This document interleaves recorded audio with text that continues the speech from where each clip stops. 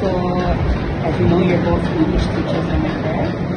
So, for the first question, may we know how you handle students with limited vocabulary? In the case that you've told me earlier that their language skills are very exceptional, even coming from different races, but how about the students who have very limited vocabulary or a poor grasp on the language itself, on English itself? Okay, talking about vocabulary, okay, it doesn't matter which background we are coming from, but for this particular school, we have three backgrounds.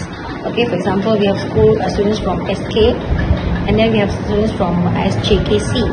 So, particularly those who are from SJKC, the medium of conversation is mostly they speak in Chinese. Even during the English lessons, they'll be like trying to get the word by translating that in English among them. Even the students they know what is the meaning, but they try to interpret themselves using that particular language. So we as teachers sometimes we have to say yeah you're right okay, because as long as they can understand the vocab. But what is our effort, if you ask me, we have to practice them with common regular verbs, okay, common regular verbs, so that they can grab that first, so that they can use it in their conversations and also their writing. Even some of them frequently used vocabs also, they are not good. We have everyday vocab, even everyday vocab like I'm good, even that also they are not, everybody will say nice. The word nice is for everything. So there are very lack of choices of vocabulary. So that's our problem here. What I normally did was, in the previous classes, I would get the students to help out with each other, because some of them are quite good, some of them are very weak. So what we would do is, especially in reading lessons, I would extract out the words they couldn't understand, and I'll get those who are good to translate, to write down in Chinese, so that they are familiar with the words. And there are also English, Chinese dictionaries to help them out, because they are really weak. Some of them couldn't really understand basic words, so that really helps them. I've tried once one technique of introducing the words that we learn particular day. For example, after reading that particular paragraph, we'll take out some words from there, and then we'll write up on the whiteboard. And then the next day, we will ask them to repeat the words. What are the words that we have done?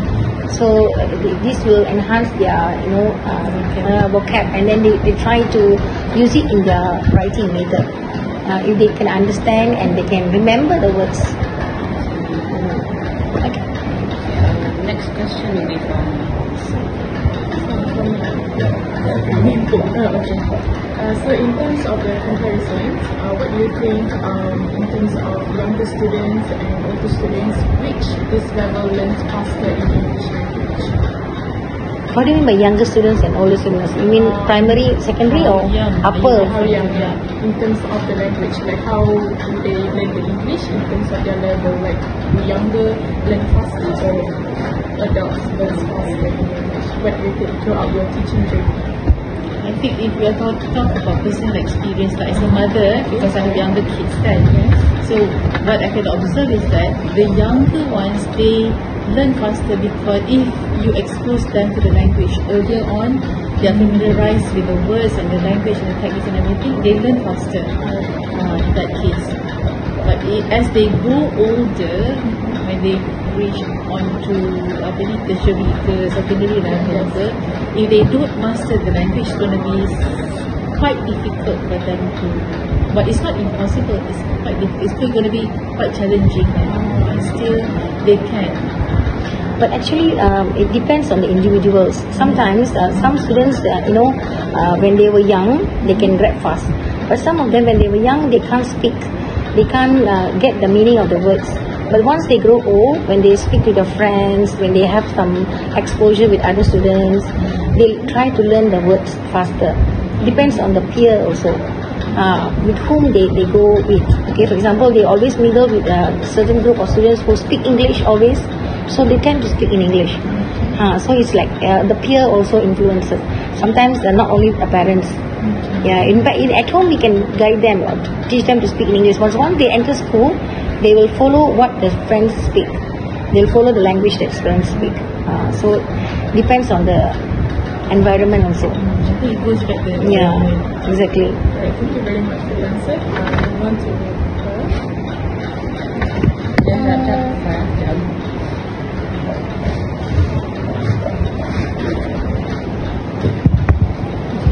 next question.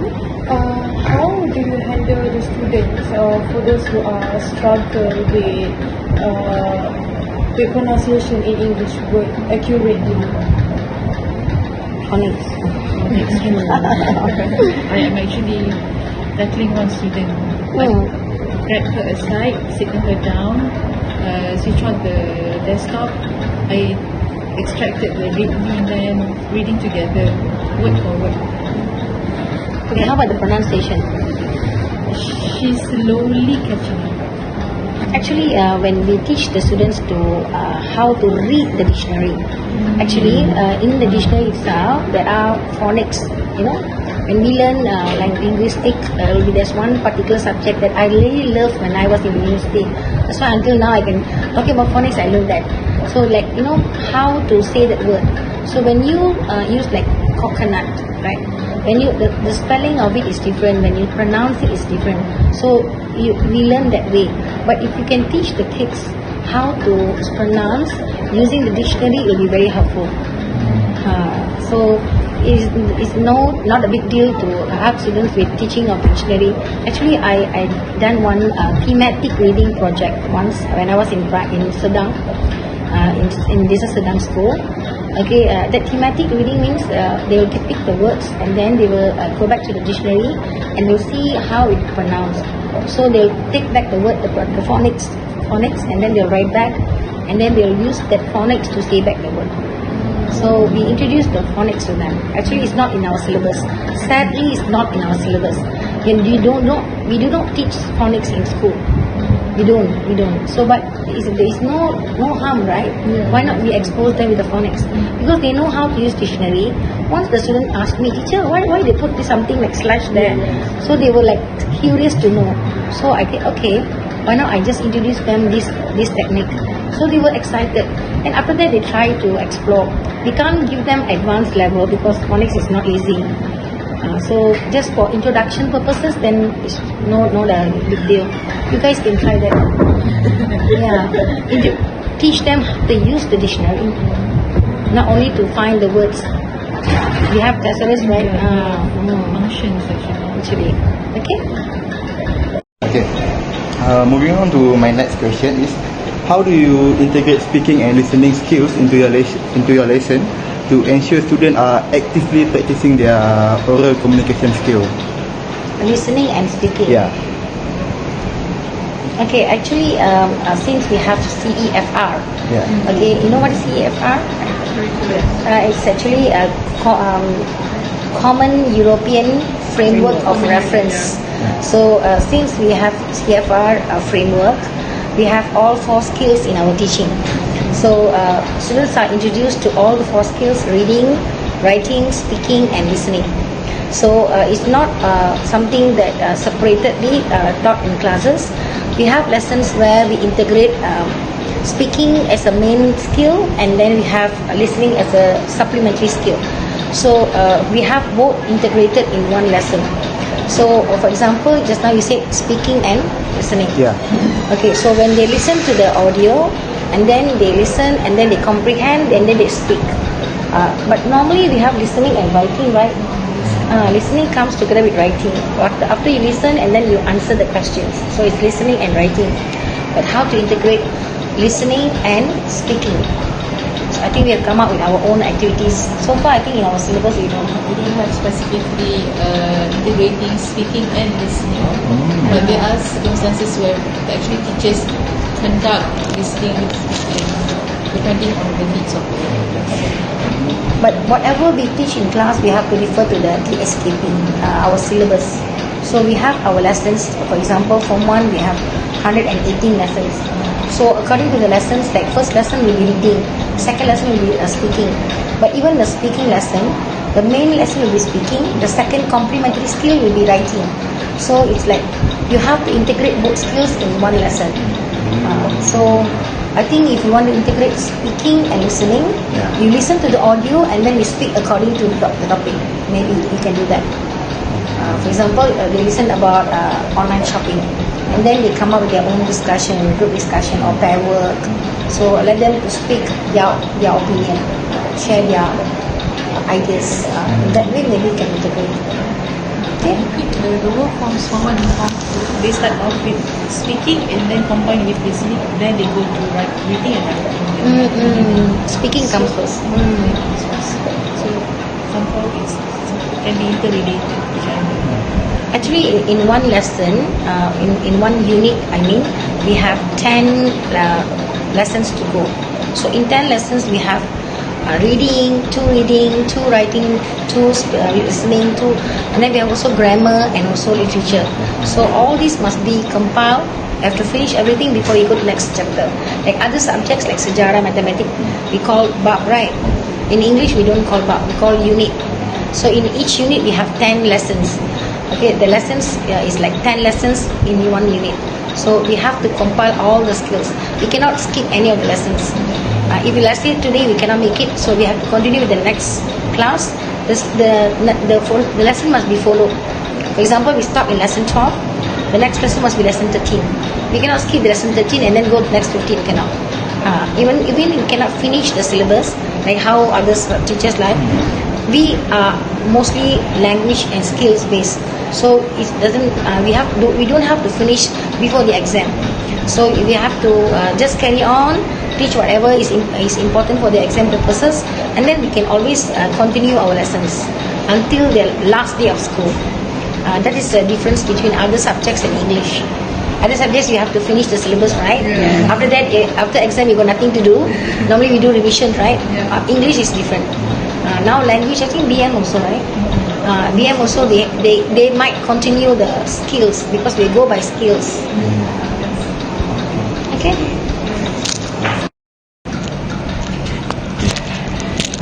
For my question, can you provide an overview of your approach to teaching English? What is your opinion? What's your take on your approach? Teaching approach. Yeah, I think that depends on the group of students that we have. Whether they are, all the theories, multiple intelligence ke, kinetics ke, kan, experiential ke, so it depends on the students. Some might be visual, but they are not really MI.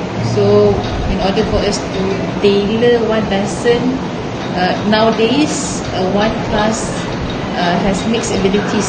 So, we have to tailor to each and every single student. Okay, actually, in current situation, our education, what they want us to do in classroom is we have to prepare a lesson catering different abilities in class. For example, we are teaching reading. Some of them might read fluently. Some of them need help. So when we do our objective of learning, we have to cater. For example, for that particular lesson, for example, 10 students will be guided by the teacher. Another 10 students, they can do their themselves. So when you do the reflection later, once you finish, you have to tell that how many of them able to answer the questions, able to comprehend the paragraph. Depends on the student's ability. So the type of help we do, the type of time given for the students, all we call that a DTL, right? We use different station techniques, we call DTL, differentiation techniques. It means like we have about 8 strategies. Depends on the time given, effort put in, and there are so many. So we can choose what kind of techniques we want to use based on the student's ability. If you ask me comparatively, like I was in convent. Convent, basically the students' language proficiency is quite good because they can speak very good. But comes to writing, not everyone is good. So people's opinion will be like, oh, okay, convent, everyone should be getting A. It's not that actually. They still need some guidance. Same goes to other schools. Even in our school here, maybe the front classes, the good classes, they can perform well in the language. Maybe in different subjects they are not good. Even we have good students in behind the last classes, Some of them can really perform well. Out of 20 will be suddenly 1 or 2 will be like they can speak, they can write, because maybe their background is like that. Maybe some of their parents are, they speak English at home, or maybe they have the love for the language. So it all depends on the students actually. So what is my suggestion is, we have to know the students' ability first before we cater the lesson. We have to know each and everybody, how many of them can speak, how many of them can read. So that's the problem that now we are facing.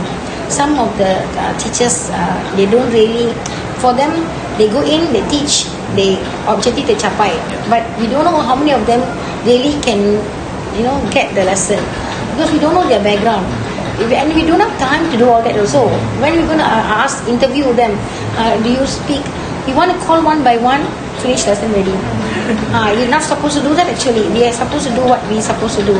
So there are certain ways we have to think about where we can, pick the students, find their problems, find their weaknesses, and then we cater.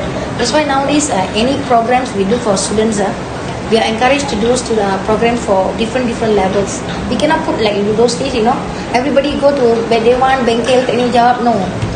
Even Bengkel, Teknik Jawab, we have 2 different categories now. The good ones will go with one teacher, and the weak ones will go to another teacher. So we have different way of approach already. Not like those days, semua masuk sekali nak, tak ada. Because it's not effective. So we want, as long as they can get the knowledge, not 100%, at least 70%. The objective is there. If not, just wasting time and money, and also the effort. Right? Okay. So now we'll move into the non-linguistic section of the interview. So as we know, there are students who are confident and not confident in their language abilities, particularly when it comes to English, as in Malaysia it's a second language for most of them. So how would you motivate students who have a very, very low confidence in their language abilities when it comes to English? Actually, to build the confidence in not doesn't matter whether it's for language or in any other things. Actually, this comes from the students themselves. Okay, as a parents, they have to play their role. Okay, I start from the family actually. Okay, when the parents give them chance to speak, they have the confidence to speak in front of people and then speak properly using good words. So it starts from family actually. So when they come to school, there are some students who are very introvert. So when this kind of students, sometimes they have the idea, but when you ask them to speak, they don't have the confidence. Maybe because they have lack of proficiencies and also choices of word to use. They have the idea, but they don't know how to put it in words. And so for that kind of students, we have to create opportunity for them. It's okay to speak in mixed languages, no problem. Let them to speak. Okay, don't correct them immediately. Let them speak, finish everything, and then we tell them one by one. But even when you want to correct them in a way, don't tell them in a harsh way. Or what kind of word you're using? So you have to correct them in a good manner, slow talk. Sometimes it's emotional touch as well. So to build the confidence is not an easy job. Yeah, especially in speaking. And it's really a lot of practice. And if you don't practice, then it's like there's no chance for you to build the confidence. And some of them, even I ask them, hey, you can speak very well. Why you're not trying?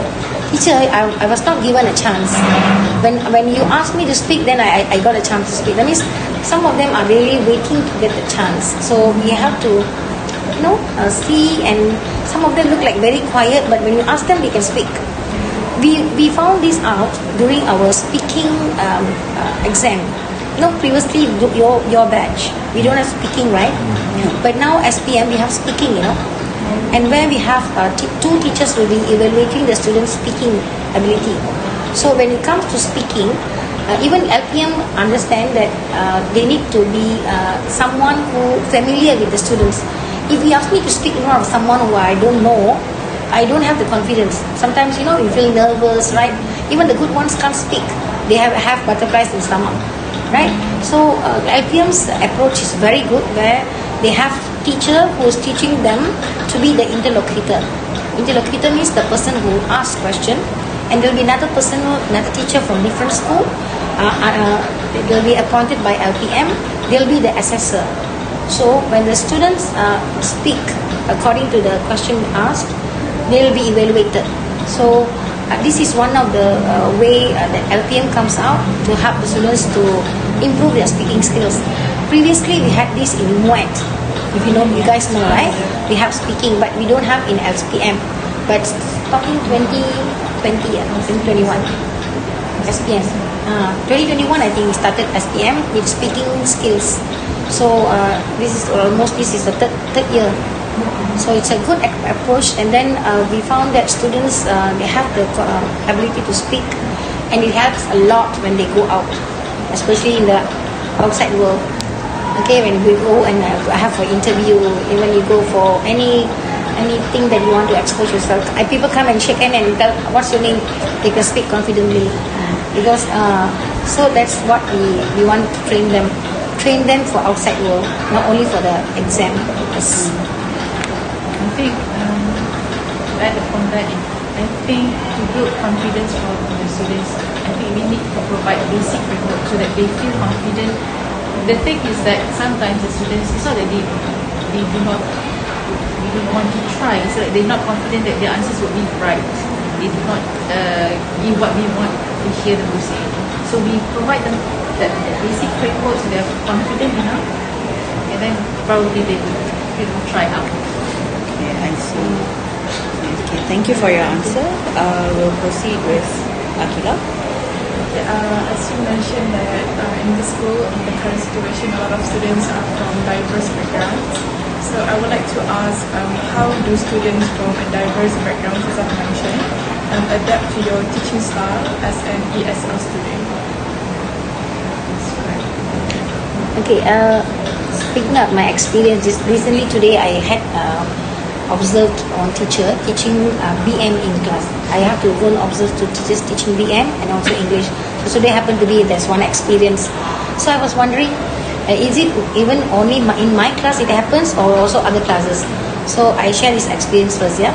So when I entered the class, the students were there, and then when the teacher started speaking, also the language they use is Bahasa Melayu, but I can see the teacher is using Bahasa Melayu with that tone of Chinese tone, and then at the same time the students will be speaking in Chinese behind that.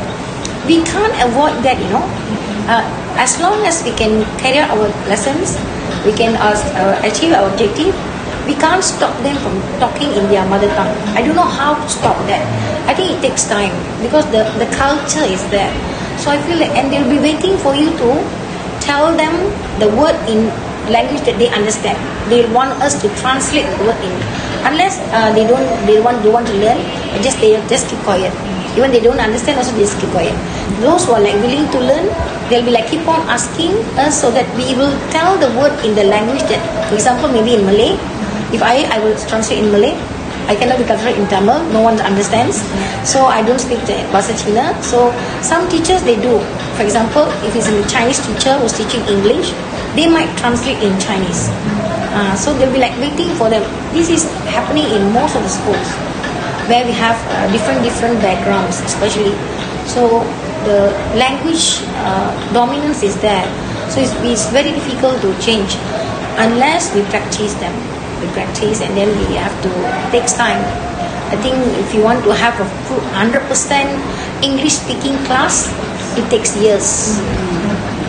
Because it's like, even the teachers sometimes, but even during observation, we are not allowed to speak in other languages. We cannot. But in normal classes, we have to. Even when we want to scold them sometimes, if we scold in English, they don't understand. We have to scold them in the language that they understand, right? So it's happened. Okay? Sometimes we have to use our emotions to tell them. Even we don't speak, we like, you know, the emotions we show, the facial expressions, they will understand. Okay, sometimes they don't understand our language, they understand our facial expressions. They know teachers is not in a good mood. Okay, you talk more, you'll get it. So it's like that. So sometimes we couldn't care less. Yeah, those students who like us in our class, even the behind class students, if they like the teacher, they will listen to you. Even in the good classes, if they don't like you, they don't listen to you. So you have to gain their trust first. Gain their trust, and then only you can go near them. Yes, if not, difficult. You can be anybody. You can be, but even Nazi turun pun, kalau dia tak, orang cakap depan, dia tak akan jawab. Dia tak akan layan. So it depends on them. But I find occasional conversation with them, go to the personal brief, it will help them to open up to this. And then slowly they will try to converse. But it takes quite a long time. You have to build a relationship, actually. Student-teacher relationship is very important. Especially those who have problems at home, they have disciplinary problems. It's very difficult. Even from far, they'll tell, teacher. Even you don't teach them, they'll be like excited to see you. And they'll come and tell you about the stories, where they went, how was their raya. I experienced that when practical. Okay. That means you have the bonding with the students. It's very important. It's not that you just go, teach, come back. It's cannot. Unless you'll be there for only 3 months, then it's different. But if you're going to be there for years, you better build the home. If not, it's difficult. The first year I was here, I was given the last class. Traumatized. I went into the class and I asked them to open up a book. They said they don't want to. They didn't want to. They did not bring any book. And I started not really screaming, but scolding them. And then they were sitting far out the back, talking in Chinese. Then I said, this cannot happen. So the next class I came in, I let them sit, and then I started to talk to them. Orang-orang dengan orang, finding out their different backgrounds. So they slowly they'll be coming to the fact of it. And then so sikit-sikit, tarik sikit. And then it takes time juga. Seriously. Even in your daily lessons also, once you go in, you cannot immediately start the lesson, you know. When you tell them to open the book textbook, they'll be like, so like ask them, okay, have you taken, after rehat means you ask lah, what do you ate for recess? Nasi lemak enough or not? Are you feel sleepy now? So you build the conversation first. You have the conversation and then only go into your business. If not, they will not follow you. So this is my humble request for those, going to be teachers, right? Thank you very much for the answer. Now I'll pass it to Farah. Okay, so we have another 3 questions left.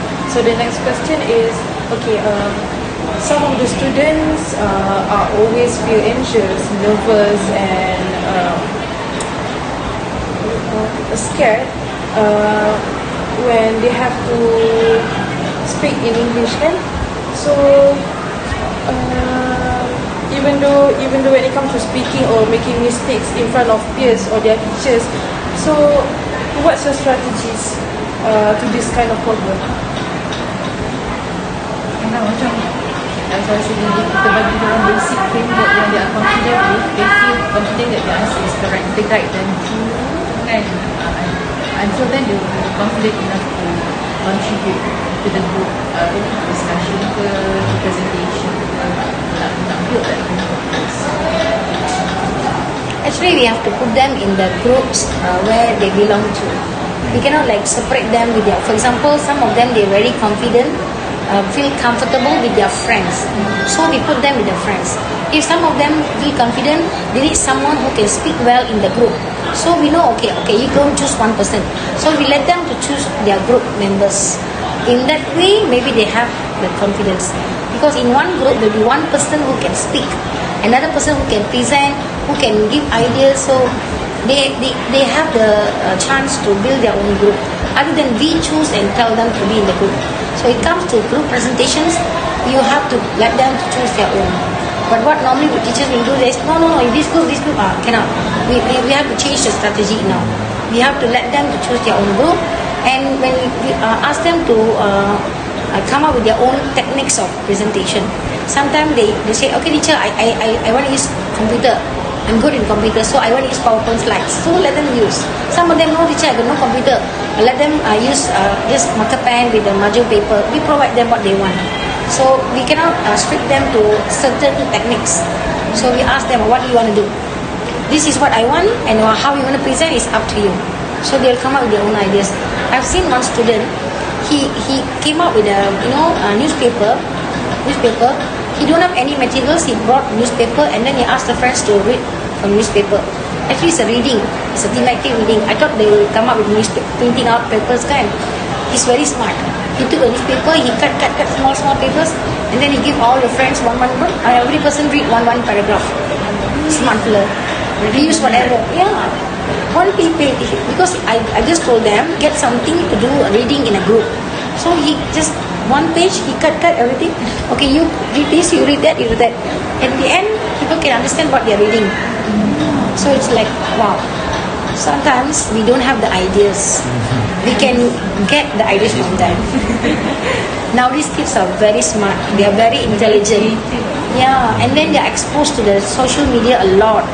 If you talk to them the latest information in the class, they'll be excited. You ask them who's the latest footballer kicked out from the game, what was the score last year, who won this tournament. You ask them what they liked. Okay, so if some of them they're Korean fans, if I talk to them with Korean, we have to learn a lot of things so that we can answer when they ask us. And they expect the teachers to know everything. And we are the walking dictionaries for them. Sometimes even I don't know. Sometimes they will tell, hey, teacher, what is the meaning? I say, if I know the meaning, I will tell them. If not, wait, hold on, let me check first. So it's like that. Even you can't expect the teachers to know everything. Even sometimes they ask teacher, why are this thing happening here, this country? When you don't know, you cannot speak. So as being a teacher in this kind of situation now, you have to know all this. And I started using TikTok because of my students. They were talking about TikTok a lot. I said, actually I don't want to know, I don't want to expose to TikTok, but I have to. So I started exploring TikTok. And this year I did my first video of TikTok for Raya. Yeah, exactly. I tell you, I was forced to do that because when you are in that situation, you have, people say masuk kandang lembu something. What is the peribahasa? Masuk kandang lembu. You have to do the same business at how they do. So You have to be in tune with them. yes, exactly. So I was like, okay. And they were so excited to do. It's a Raya wish, the alamat Raya. Okay, and then nasib baik tak gedi-gedi sangat. Right, nowadays the so much of a message issue.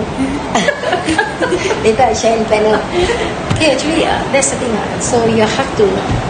Actually, my son used to monitor, control my social media.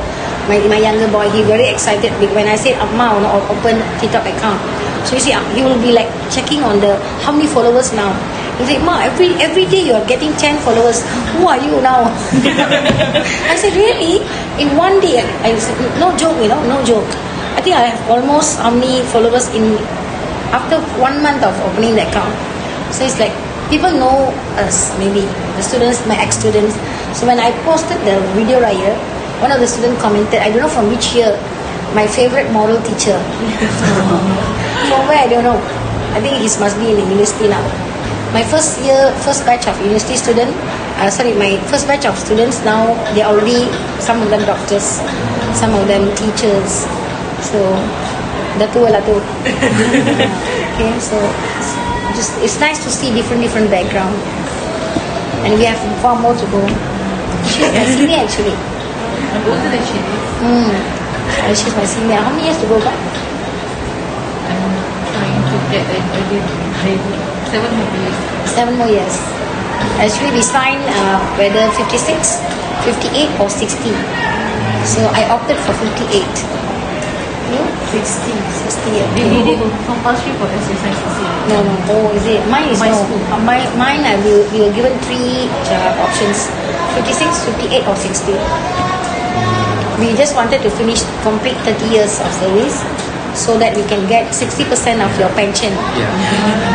That's the main concern actually. So I calculated, I think I get 30 years of service when I reach 56 years old.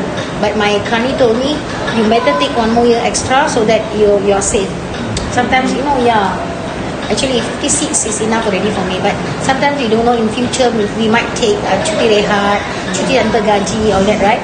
So it will affect our service. So I just top up 1 more year. I say okay, I make it as 58. We can always opt out anytime. Lady teachers, we can pension awal 40 years old. We can. Guys cannot, sorry, yeah. The earliest will be 40 years old. You can opt out. Ladies are given a chance. But once you're in the teaching line, at least you'll be there for 20 years. If not worth it. Don't come to teaching. Okay, if you're not in the passion of teaching, please don't. Because it's very important. Because once you have the passion, only you can tell yourself, okay, I'm here, I'm doing good. Because you'll be bombarded with so many other things, clerical works, documentations, and then school activities, and then so many things. So you have to bear with everything. Only thing that keep you moving is the passion of teaching and the love of students. When you feel down, when you see the students, you feel like, okay, motivated. And when every time you listen to students' achievements, they message you, they call you, they text you, anything, that's the proud moment. Okay, I'm done a good job. So that makes a teacher to keep on moving. If you ask me, not many of them are retiring early because of that reason. Some of them are tired of technology, all that. Some of them tired of handling the students' attitude. They are really burnt out. I tell you, really. It's not. Now they are having for 4 until 5. Yeah. So after this, I'm going to go and check around because I have to check the uniform. Okay. So, any more? 2 more questions. Okay. My question is, since you mentioned about the creativity, right?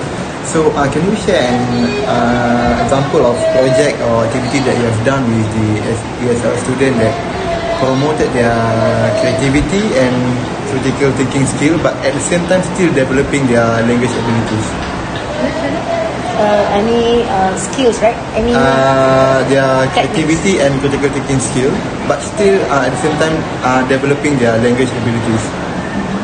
Techniques, you mean techniques? Yeah. Okay, I think I told you earlier, right, about the thematic reading. We read based on theme. For example, we give them theme of occupation. So they come up with their, pictures of cars, pictures of if it's occupation like doctor, nurses. So they come up with the theme and then they try to speak according to the theme. So you can use the thematic reading, thematic speaking. So give them chance to talk based on the themes. Because even in our school lessons, we have lessons based on the theme. So we can give that chance for that. And now mostly students, they like technology.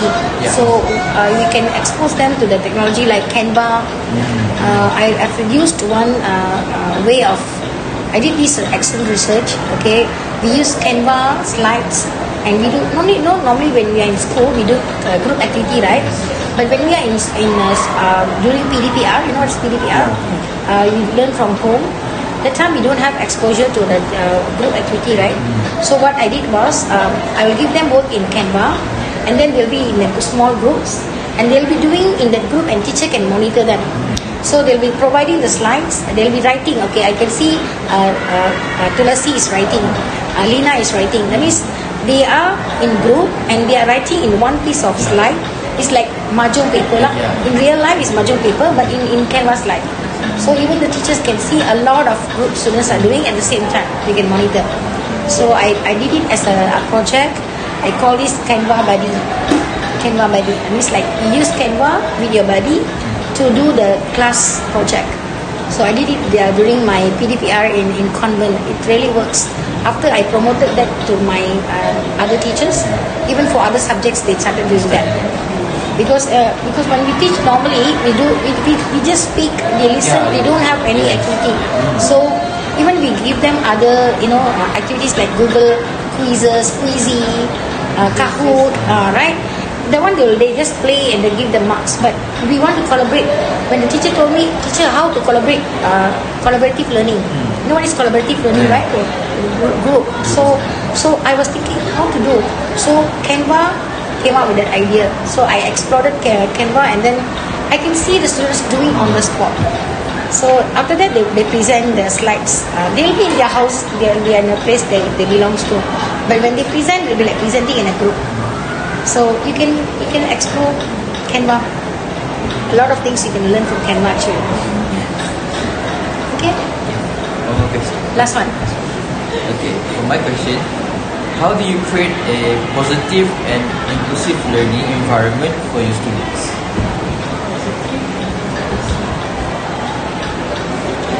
Inclusive meaning? Inclusive learning meaning Conducive lah, right? Actually, the teachers have the role to play. Okay, you have to create the environment for them. As I told earlier, okay, start with the daily conversations, build the bonding, build the relationship with the students, and then only go into the topic. We cannot be like go straight to the topic, and then they will be like spoiling their mood sometimes. You know, they might be after recess, they might be after PJ. So we cannot do that. So it's creating the environment first, and then only go into the business. So try that way. It helps a lot actually. Then another thing, you don't plan a lot of objective to achieve. You know, when you do lesson plan, we have objective to lesson, right? So like the students able to do this, able to do that. You don't come up with so many objectives. You can't achieve it. You at least go for 2. One is very low already. You must have minimum 2. So try to achieve that 2. If you're having only 1 period lesson, you cannot be putting 2 also. That one, but few activities can. So it depends on the activity. It depends on the time frame that you have. Depends on the students you're going to teach, which class. And also please think of what lessons before they had. Sometimes you plan very well, but the after recess will be coming up very late, or sometimes they'll be very tired to do activities. So you should see the timetable as well. So there are so many aspects to consider before you plan the work. So you want to make it interesting, you have to plan. Planning is very important. It's not according to what we plan, it's actually we plan for them. Okay? Different techniques, different visual aids, videos, songs, the activities pun we start in games throughout our lessons. That will help as well. Sometimes looking forward. Even we are encouraged to start the introduction classes. You know that we have introduction session, then we go to, right? That is only for 5 minutes actually. Sometimes they will be like so excited. They will tell teacher, you continue. Something like that. So we have to know how to stop them, how to engage them. So time management. Time management very important. During observation, please finish your lesson on time. If you cannot finish your lesson on time, you're fail. Objektif tidak tercapai. Markah mesti rendah.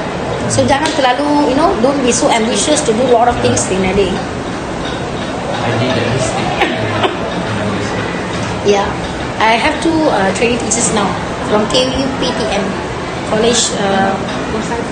Saiful and Manisha, 2 of them. They are finishing in May. So a lot of things they learn. One thing I told, don't hold the textbook and walk in the class. Okay, now the students, they don't want to see the textbook. The same textbook, you put it on the slide, they'll be excited to see.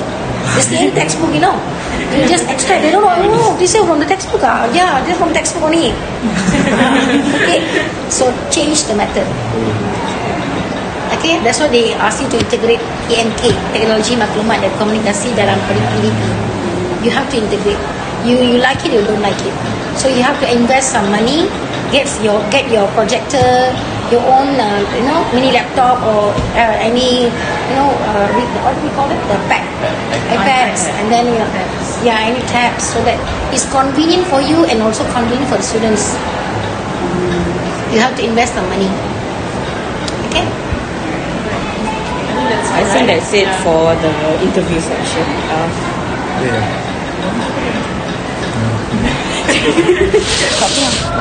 Someone